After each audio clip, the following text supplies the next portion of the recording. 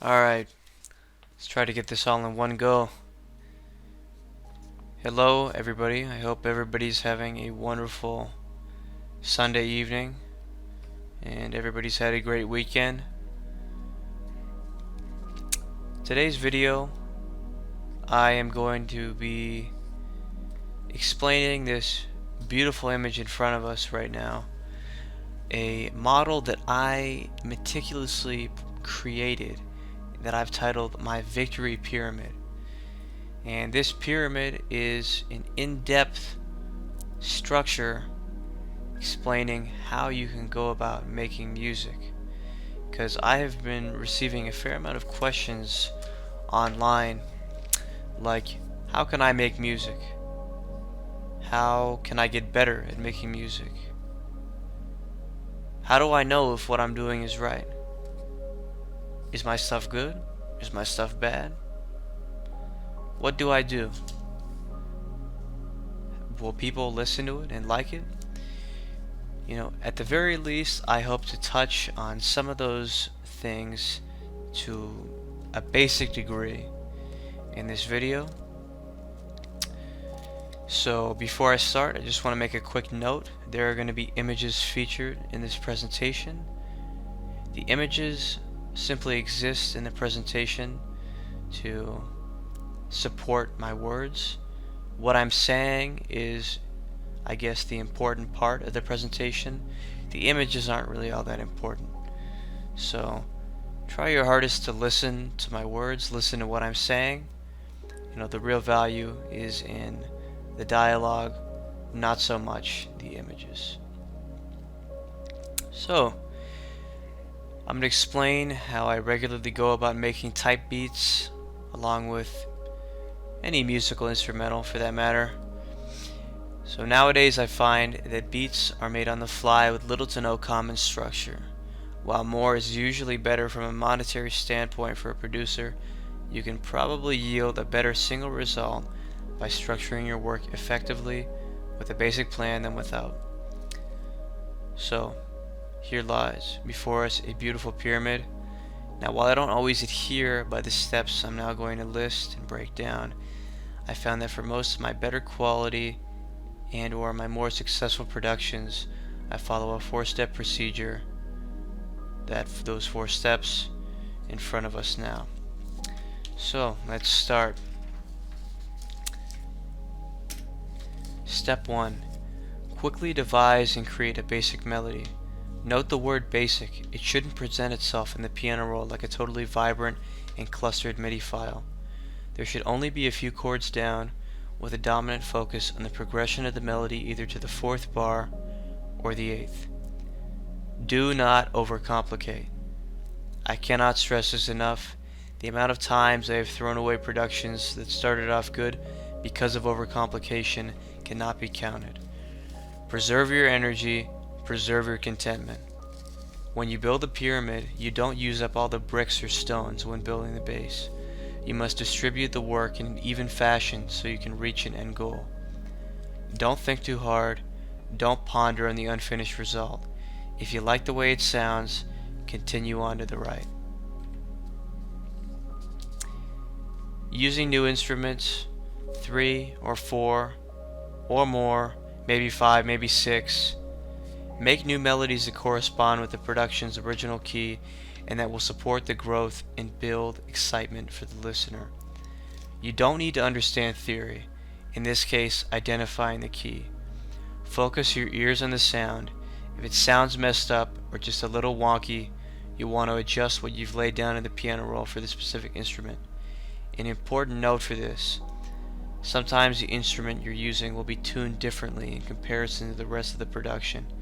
The chords may be in place correctly, the progression may be theoretically correct, but the instrument could be purposely pitch funny, detuned, or some other stuff might be going on.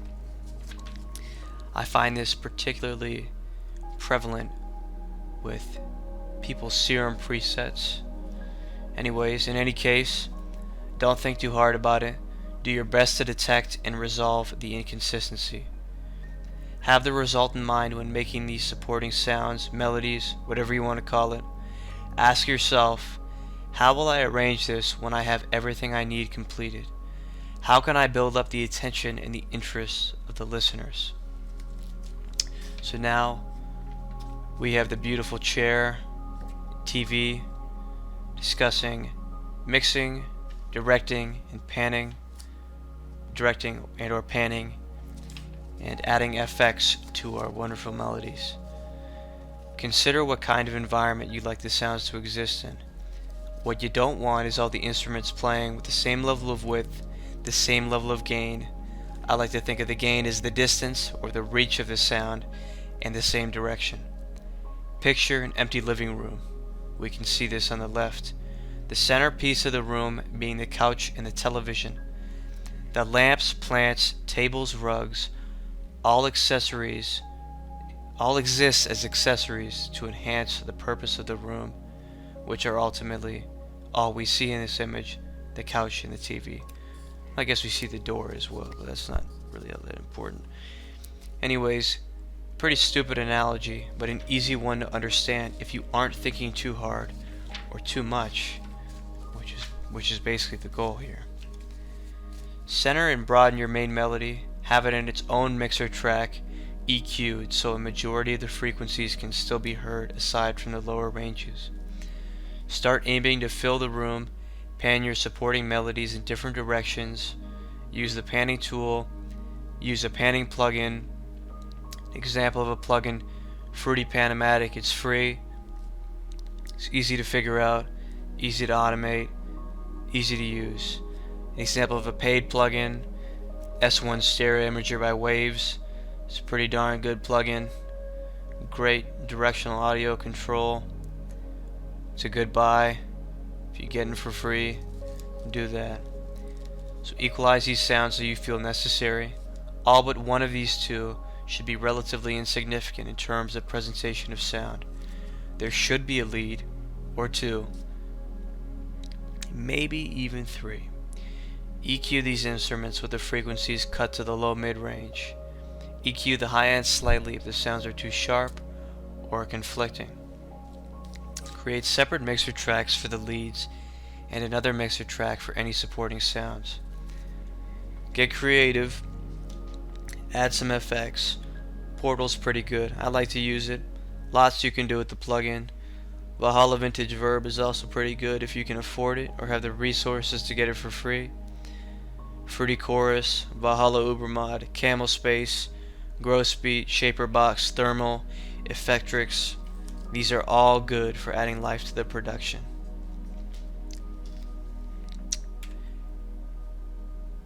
And here we have Portal in the top image. Just an example of, I guess, the breakdown of a Portal effect. Valhalla Vintage Verb, bottom left. You have an example of an EQ'd low end on the right. So, now we're on to step 2. Establish a basic rhythm with drums or percussion instruments. This step should be easy and painless, and require virtually no effort. I like to lay down a basic snare or clap pattern that will shape the tempo or rhythm slightly. I sometimes also, instead of laying down a clap or snare, fill every 2 steps with closed hats. With a basic rhythm in place, and it's going to be subject to change later on in the production, lay down a bass line or an 808 pattern. You can combine the two for more depth, width, personality, etc. You can also include more than one 808 in your drum line. Now this can sometimes be tricky as various 808s share different frequency widths and depths, so try and pick ones that are similar in their audible properties. An important part of this step would be mixing the 808s and or the bass line. These sounds are supposed to be a key feature in the production, but can easily be overdone in terms of their acoustic presentation. This is important, so keep this in mind. I've made lots of cool productions that I later went back to, listened to, and realized I completely muffled the chords and drums that were originally meant to be heard. There is a fine line between punchy deep bass, 808s, whatever, and a production destroyer. It is up to you to figure out whether the result is appropriate with these conditions mentioned. The bass line, 808 line, is one of the most important parts of the production of the song, and ultimately needs to support the melody or add to it. If you fail to pay attention to the already existing music when creating a bass line, whether that be with a sub, an 808, a Reese, whatever, you probably will get a result that sounds weird or dissatisfactory. Much like the construction of melodies, don't overthink. Simple in most cases is probably better. Figure out how you can be creative while remaining simplistic and respective to the characteristics being discussed. Boom. Step 3. More drums, complexify the existing rhythm, fill out the missing links to your puzzle, make sure to mix, add FX and space. Relatively self-explanatory. You've got now an almost finished product. Do your best to now complicate, or maybe for lack of a better word, complexify your rhythm with additional drum shots. Let's say you've laid down in the piano roll. All you have laid down in the piano roll in regards to the drums is a snare. Okay, you have a snare. Now add a tom. Add a clap somewhere else. Make it quiet, maybe. Add an open hat. The choice is yours. The drum sound or percussive sound you put down when starting in step 2 should in fact be the focal drum point. Try and now build around it with additional drum and percussion instruments. There is lots of space to fill in the piano roll when it comes to your drums. Think of it as a puzzle. Which piece fits in where, and what might the end result actually look like. There is lots of room for interpretation in this specific step. Try and be creative. Try and create a rhythm that you like. Mix these drums as well. The low end frequencies should be gone. There are occasional exceptions. I'm not going to get into them, but for the most part, get those low ends out of there. Sometimes even the mid-range too. The highs shouldn't be too pronounced. Gently EQ them. Make sure the focal drum point is heard clearly and the other drum sounds can be heard but are not too present. Add some FX. Try and widen the presentation of the drums, the closed hats in particular. Add very slight reverberation to the drum channels to create an illusion of space within the production. So what you're doing by doing that is separating the drum and percussion sounds further from the melody so that there is clear and concise distinction, which ultimately results in a more organic sound. You don't want your stuff to sound like, an AI did it. You want it to sound human. There should be natural faults that sound good.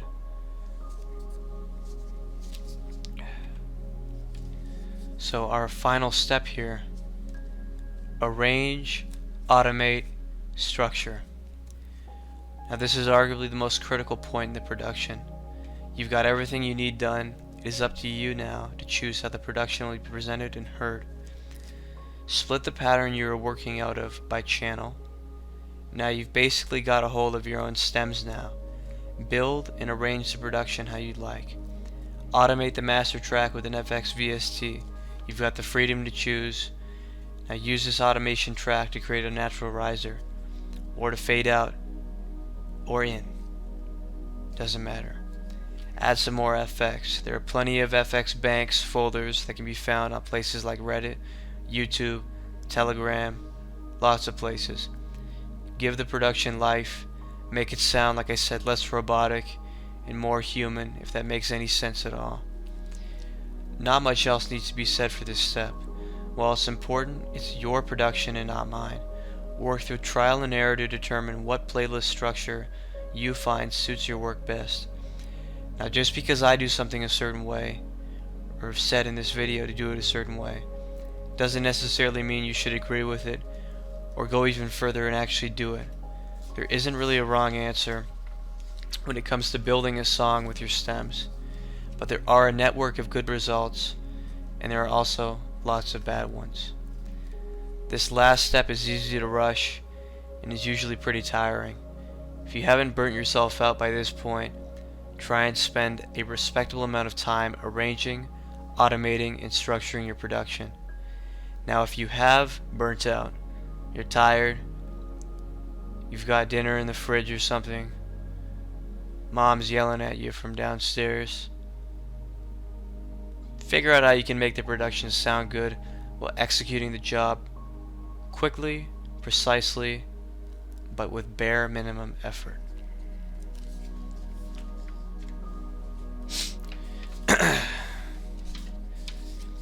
So that was all for the breakdown. 3 important notes: interpret how you'd like, be confident in your decisions, experiment. Well, there's my beautiful pyramid on the right. That was really all for the breakdown. Hopefully I didn't overlook anything and not cover it. I probably did, unfortunately. If you now want to go watch the how-to segment, how to make an actual beat, which I'll be releasing hopefully later this week, you should be able to now with no issue. Understanding the creative process used is definitely going to be helpful when it comes to making your own music. So to wrap up the video, I'd like to say thank you to everyone who supported me on the channel. Because of your support, I felt motivated to keep trying my very best to improve as a producer. You guys also drove my viewership up like crazy. I honestly can't believe it. I have something like 60,000 views now total, 300 subscribers. I can't believe it. I honestly never thought anybody would listen to my stuff, but people do, and I'm very grateful for that. Because of this, I was able to get into a musical program in university, and it's very possible now that I can now have a career doing something I enjoy. Always remember that with an art, in this case music, everything is subjective. Some people might not like your stuff, some people might. What matters most importantly is that you choose to listen to your own voice, your own mind, and decide what your next move will be during a production, but also who you are as an artist and what you could be. Thank you guys. I hope you learned something. If you got to the end of the video, you're a very patient man, woman, person. Thank you very much. I hope everybody has a good night. If you guys want to see more videos like this, I will happily make them. I had a lot of fun constructing this beautiful pyramid in front of us, and I really do hope it can help somebody, because if I had something like this when I was first learning, I feel like it would be like a kick in the butt towards the right direction. So with that, thank you very much for listening.